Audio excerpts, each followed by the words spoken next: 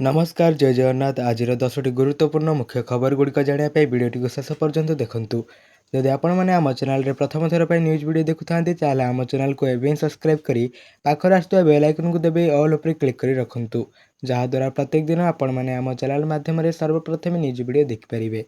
तेज चलतु डेरी नक खबर पर नजर पकाइबा।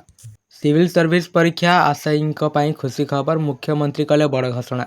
निकटरे ओडिशा लोकसेवा आयोग पक्षर ओडिशा सिविल सर्विस परीक्षा 2025 विज्ञप्ति प्रकाश पाइथिला। हेले एथिरे ओएएस ओआरएस आदि केतेक क्याडर रे आदौ पदवी नथिबारु आशायी मध्य असंतोष सृष्टि होइथिबार खबर प्रकाशित होइथिला। मुख्यमंत्री मोहन चरण माझी ए संपर्क में जानिबा परे एथिरे तुरंत हस्तक्षेप करी एही सबु पदवी संपर्क समीक्षा करी खाली पदवी पूरण पाई निर्देश देइथिले।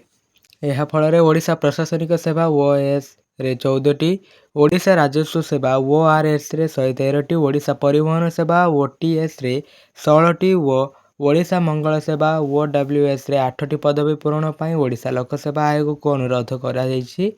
समुदाय 151टी अधिक पदवी पाई अनुरोध करा जायछि। एहा द्वारा एही सब पदवी पाई आशायी थिबा अनेक युवती युवक परीक्षा देई निज योग्यता फल रे सफलता हासिल करि परिबे। मुख्यमंत्री कहिसेंति राज्य सरकार नियुक्ति क्षेत्र को सर्वाधिक गुरुत्व आरोप करुछंती एवं गत 18 मासरे प्राय 40,000 सरकारी पदवी पूरण हो सारी। तेज चलतु जानिबा परवर्ती खबर।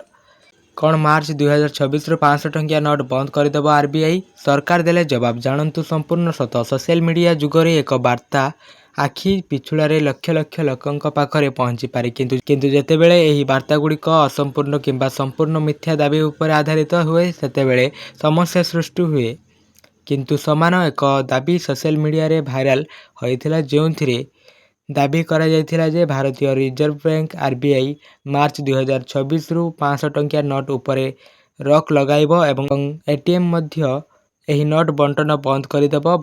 भाइराल दाबी कौन कहूची? सोशल मीडिया रे प्रसारित हेउथिबा वार्ता रे दाबी करा जायछि जे मार्च 2026 पर धीरे धीरे 500 टंकिया नोट प्रचलन बंद होइजिबो। किछि पोस्टर रे एपरि मध्य कहा जायथिला जे एटीएम रु 500 टंकिया नोट संपूर्ण निषिद्ध कराजिबो। एपरि मंतव्य लोकमानंकु 2016 विमुद्राकरणर मने पकाई देइथिला, जहा स्वाभाविक भावे आतंक सृष्टि करिथिला। तेबे चलंतु जानिबा परवर्ती खबर।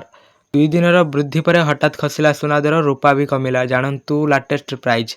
आज सुना मूल्य सामान्य ह्रास पाइछि। पूर्व 2 दिनर वृद्धि पर आज मूल्य ह्रास क्रेता मानंकु किछि आश्वस्ति देई पारे। नूतन वर्ष पई सुनार चाहिदा वृद्धि सहित सुना मूल्य मध्य वृद्धि पाइथिला। गत 2 दिन रे 100 ग्राम सुनार मूल्य 12,000 वृद्धि पाइछि।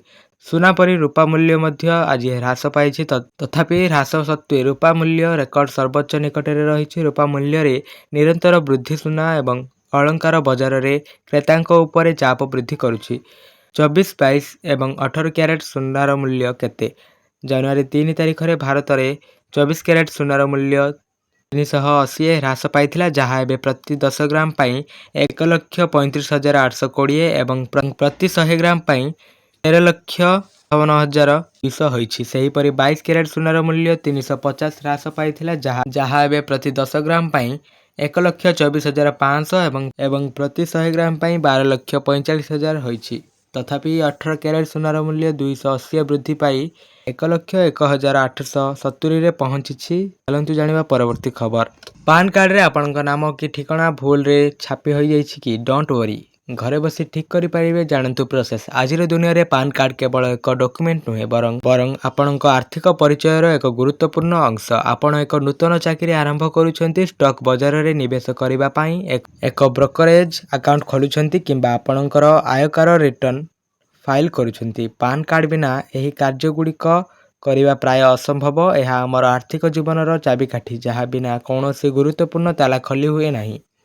किंतु एही गुरुत्वपूर्ण डॉक्यूमेंट भूल सूचना प्रवेश कले समस्या सृष्टि हुए। केवल केतेक समय नाम स्पेलिंग रे भूल, पुराणा ठिकाना किंबा बदली जाइथिबा मोबाइल नंबर गुरुत्वपूर्ण समस्या सृष्टि करि पारे। भूल सूचना आमको आमर पान कार्ड को सठिक भाव में व्यवहार करने को बाधा दिए एवं गुरुत्वपूर्ण कार्यगुड़िक प्रायतः बाधा प्राप्त हुए। तथापि खुशीर खबर हेउछि जे एबे आपणଙ୍କୁ एही ତ୍ରୁଟିଗୁଡ଼ିକୁ ସଂଶୋଧନ କରିବା ପାଇଁ ସରକାରୀ କାର୍ଯ୍ୟାଳୟକୁ ଯିବାକୁ ପଡ଼ିବ ନାହିଁ। ଆପଣ ଆପଣଙ୍କ ଘରେ ବସି ଏହା ସହଜରେ କରିପାରିବେ। ତେବେ ଚାଲନ୍ତୁ ଜାଣିବା ପରବର୍ତ୍ତୀ ଖବର। SBI ପିଇଓଙ୍କ ବର୍ତ୍ତମାନର ଦରମା କେତେ ଏବଂ ଅଷ୍ଟମ ବେତନ କମିଶନ ଲାଗୁ ହେବା ପରେ ଏହା ବଢ଼ିକି କେତେ ହେବ ଜାଣନ୍ତୁ।